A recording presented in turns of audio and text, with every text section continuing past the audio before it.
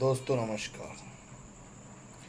दोस्तों, इस भारत देश के अंदर 130 करोड़ की आबादी में 56% ऐसी आबादी है जिसके पास अपनी स्वयं की कोई भूमि नहीं है। यानी ये आंकड़ा राष्ट्रीय भवन निर्माण संगठन आवासन शहरी कार्य मंत्रालय की रिपोर्ट से है। 2011 की जनगणना के अनुसार भारत देश के अंदर 56.8% आबादी ऐसी आबादी है जिसके पास खुद की कोई भूमि नहीं है। यानी कि अपनी जन्मभूमि होने का उसके पास स्वामित्व ही नहीं है। यानी कि उनके नागरिक होने का स्वाभिमान भी उनसे अछूता है। अब सोचिए आप, देश को आज़ाद हुए 70 साल हो गए। इन 70 सालों में उन भूमिहीन परिवारों की, आवासहीन परिवारों की, जिनके पास सर पर छत नहीं है, उन आवासहीन परिवारों की संख्या दर साल बढ़ी तो है, जनसंख्या तो बढ़ी है उनकी, लेकिन उनके पास उनके लिए खुद की भूमि होना आवासीय आज तक मुनासिब नहीं हुआ है। ये हमारी देश की सरकारों का हाल है। चाहे सत्ता किसी भी राजनीतिक दल की हो, उससे कोई फर्क नहीं पड़ता। फर्क उस चीज से पड़ता है कि विकास कितना हुआ है। विकास सिर्फ उसी को नहीं कहते कि बड़ी बड़ी मंजिला इमारतें खड़ी हो गई, उद्योग धंधे खुल गए, बड़ी बड़ी ट्रेनें चल गईं, फ्लाइट चल गईं, कंपनियां खुल गईं। लेकिन विकास का एक हिस्सा वह भी है मानव, जो मानव का विकास हो, उसके जीने का स्तर ऊंचा हो। यानी कि वो अपने स्वाभिमान से जी सके। उस स्वाभिमान से जीने के लिए उसके एक स्वामित्व, खुद के स्वामित्व की भूमि होनी चाहिए। लेकिन उसके बाद भी 56.8% आबादी भारत के अंदर ऐसी है जिसके पास खुद के स्वामित्व की कोई भूमि नहीं है। लेकिन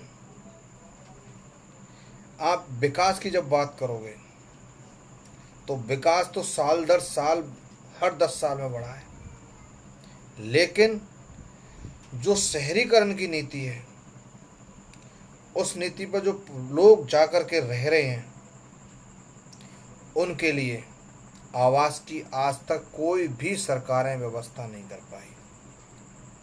हम आज सिर्फ एनसीआर, दिल्ली एनसीआर क्षेत्र की बात करेंगे, जिसमें हरियाणा का कुछ हिस्सा आता है, उत्तर प्रदेश का भी हिस्सा आता है, और दिल्ली तो पूरी है ही। अब हमारे देश का जो विकास है वो साल दर साल बढ़ा है। वो क्या बढ़ा है? जो 1901 में विकास रेट थी, दर थी, वो माइनस थी। लेकिन 1911 में जाकर के ये विकास रेट ये 8.5% हो गई, और यही 1921 में जाकर के 10.3% हो गई, और यही 1931 में 18.9 हो गई, और 1941 में ये 41.5 हो गई, और 1951 में 26.4, और 1961 में 38.3, और 1971 में 46.2, और 1981 में 36.4, और फिर 1991 में 31.5, और फिर 2001 में 31.8। ये विकास दर हर 10 साल में बढ़ती रही है। यानी कि आज 31.5% देश का जो विकास है वो उन्हीं लोगों ने किया है जिनके पास कोई भूमि नहीं है। उन्हीं के मेहनत और पसीने और बाजुए के दम के बल पर आज दिल्ली एनसीआर या बड़े बड़े जो महानगर हैं, उनको उद्योग धंधे, उनकी आजीविका, उनकी खाने पीने की वस्तुओं का निर्यात या आयात टोटल वही आदमी कर रहे हैं जिनके पास खुद की कोई स्वामित्व की भूमि नहीं। यानी कि वो खुद के लिए नहीं, सिर्फ दूसरों के लिए जी रहे हैं। लेकिन हमारी सरकारें कुछ नहीं करती। एक भूमि स्वामित्व योजना भी लागू की थी सरकार ने, लेकिन आज तक वो धरातल पर चालू नहीं हो पाई। एक तरफ आंकड़ा गवर्नमेंट ये भी कह रही है कि 56.8% यानी कि 130 करोड़ जो लोग हैं उसके अंदर 56.8% लोग आवासहीन हैं। दूसरी तरफ एक 31 अगस्त को हमारे माननीय सुप्रीम कोर्ट का एक आदेश आया। वो आदेश क्या था आप देखिए। वो आदेश ये था, आदेश के जो 3 सदस्यीय दल जिसमें justice Arun Mishra, justice BR Gavai, justice Krishna Murari, और फैसले में क्या था कि रेलवे ट्रैक के आसपास जहाँ रेलवे लाइन है उसके आसपास जो झुग्गी झोंपड़ियाँ हैं, उन झुग्गी झोंपड़ियों में 48,000 जो फैमिलीज रह रही हैं उनको 3 महीने में खाली कराया जाए, और उसमें भी यानी कि हटाने का जो समय दिया है वो 3 महीने का दिया है। और दूसरी शर्त उसमें ये भी रखी थी कि कोई भी कोर्ट स्टे नहीं लगाएगा इस मामले पर। तीसरा, अंतरिम आदेश यदि जारी किया जाता है तो वह निष्प्रभावी होगा।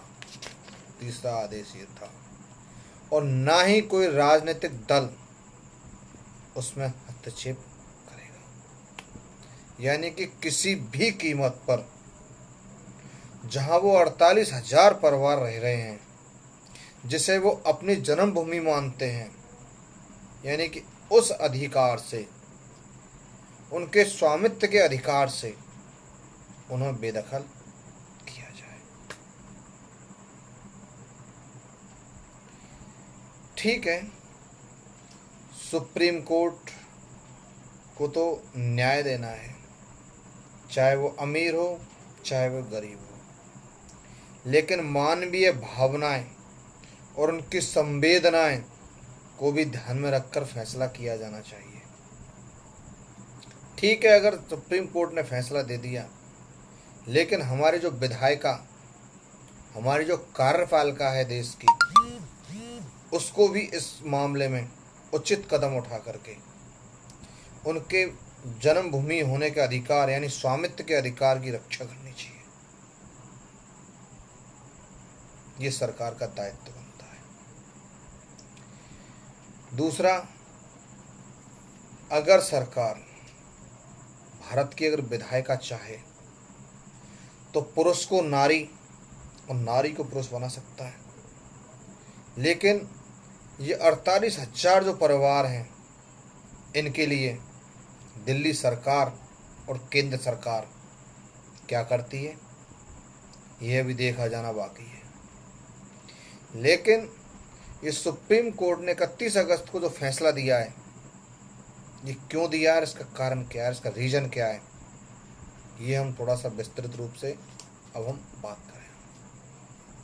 यानी कि हमारे देश के अंदर NGT, national green tribunal, Bhopal जिसका मुख्यालय एक अदालत है, यानी कि हरित यानी कि पर्यावरण को बचाए रखने के लिए एक अदालत का गठन किया सरकार ने, जिसको शॉर्ट नाम है NGT, नेशनल ग्रीन ट्रिब्यूनल उसका नाम है। अब उसमें NGT मामले में MC मेहता बनाम दिल्ली सरकार, ये मुकदमा बहुत पहले से चला आ रहा है, 1885 से, यानी कि प्रदूषण के लिए। आप दोस्तों एक बात सोचिए, जब वो मजदूरें अपने बाजुओं की ताकत से, अपने खून पसीने से देश के विकास में, दिल्ली के विकास में जो उन्होंने मेहनत की थी, यानी कि दिल्ली को बहुत उच्चतर पहुंचाया, तब किसी को प्रदूषण नज़र नहीं आया। लेकिन आज जब विकास पूरी तरीके से हो गया और भारत की सरकारें मशीनीकरण की ओर बढ़ रही हैं, तब आज वो मजदूर से उनको प्रदूषण हो रहा है। यानी उनको हटाने की आवश्यकता आ गई। सोचिए आप इस बात को, बहुत बड़ी गौर करने वाली बात है। यही नहीं, एनजीटी पहले भी एक फैसला दे चुका है अपना 2018 में कि इनको हटाया जाए। उसके लिए टॉक्स फोर्स का भी गठन हो गया था, लेकिन राजनीतिक हस्तक्षेप से वो नहीं हो पाया। ये तो दिल्ली एनसीआर का मामला है एनजीटी का। हम एक छोटा सा उदाहरण राजस्थान के करौली जिले के कैला देवी कस्बे के अंदर, यानी कस्बा के ग्राम कैला देवी ग्राम, जहाँ हमारी कैला माता का मंदिर है और उत्तर भारत का सबसे बड़ा आस्था धाम भी है, वो मेला भी लगता है बहुत बड़ा। वहां भी एक एनजीटी का आदेश, ऐसा ही आदेश आया था। जैसा कि दिल्ली में जो 48,000 झुग्गी झोंपड़ियों जो परिवार रहते हैं उनको हटा करके प्रदूषण को खत्म किया जाए, ऐसा ही आदेश एक कैला देवी के अंदर आया था कि भाई काली सिल के आसपास जितने भी ये लोग रह रहे हैं इनको हटाया जाए ताकि पर्यावरण शुद्ध हो। उसकी जद में बहुत लोग आए, मामला चला, ब्यूरोक्रेट ने भी साथ दिया, सरकार ने भी उन लोगों को साथ दिया और मामला एनजीटी तक पहुंचा। लेकिन आप उसमें एक बात सोचिए थोड़ी सी, जिन लोगों ने एनजीटी में रिट लगा रखी थी उन लोगों के और जो लोग प्रभावित होने वाले थे, उन दोनों के मध्य एक समझौता हुआ था और उस समझौते के तहत जिस पार्टी की शर्त मानी थी प्रभावित होने वाली पार्टी ने, वो पार्टी ने एनजीटी में जाकर के ये कहा कि हम राज्य सरकार के आदेश से संतुष्ट हो चुके हैं और हम आगामी कार्रवाई नहीं चाहते। उसके बावजूद भी जिन लोगों के मकान 2-2 फुट आ रहे थे उनके 15-15 फुट फोड़ करके उनको मतलब आवासहीन कर दिया एक छोटे से आदेश में। लेकिन उसमें जिस पक्ष ने एनजीटी में रिट लगाई थी उसका एक मुख्य दाव रहा, वो दाव ये था कि वहाँ से होकर के काली सिल के ऊपर वन भूमि के अंदर एक बड़ा 5 स्टार होटल बनाने का सपना था, जो उसके लिए रास्ता नहीं था। अब वो रास्ता क्लियर हो गया। कहीं ऐसा ही तो दिल्ली एनसीआर में नहीं है? उस भूमि को उन 48,000 परिवार से खाली कराने के बाद में उनके स्वामित्व से बेदखल करने के बाद उस भूमि पर को ऐसा ही कोई 5 स्टार होटल तो नहीं बनेगा? या सरकार उस भूमि को बेचान करेगी? या सरकार उन 48,000 फैमिलीज या 56.8% लोग जो आवासहीन है उनका पक्ष नहीं रख पाई? क्या सॉलिसिटर उसका पक्ष नहीं रख पाए? ये बहुत बड़े तर्क की वाली बात है।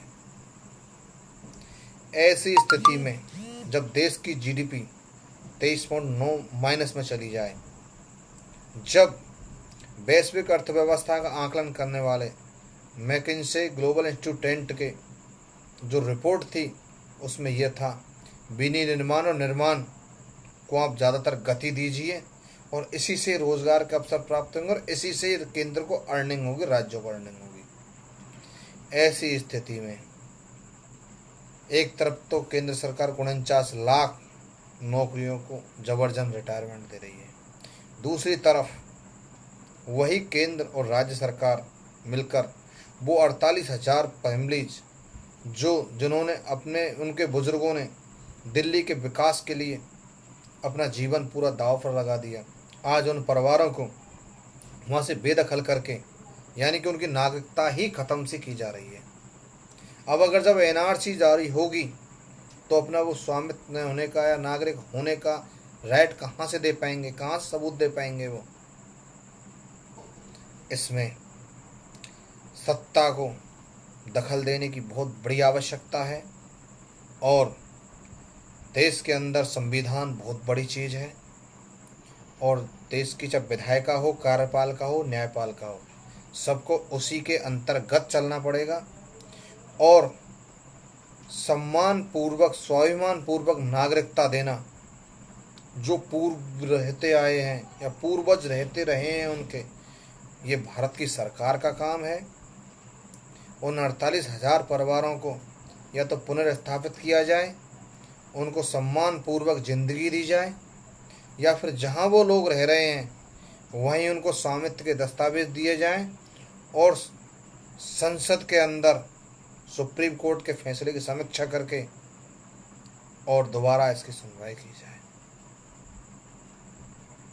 दोस्तों, हमारा तो यही निवेदन है और यही हम चाहते हैं और आप लोगों से भी हम यही उम्मीद करते हैं कि आप भी उन 48,000 जो फैमिलीज़ हैं उनके लिए आवाज़ उठाइए, उनका साथ दीजिए और उनका हक दिलाइए उनको, क्योंकि उन्हों के जीवन से आज दिल्ली इतनी बड़ी अपने आप में बड़ी हुई है, इतना बड़ा विकास हुआ है। इसको सोचने की आवश्यकता है।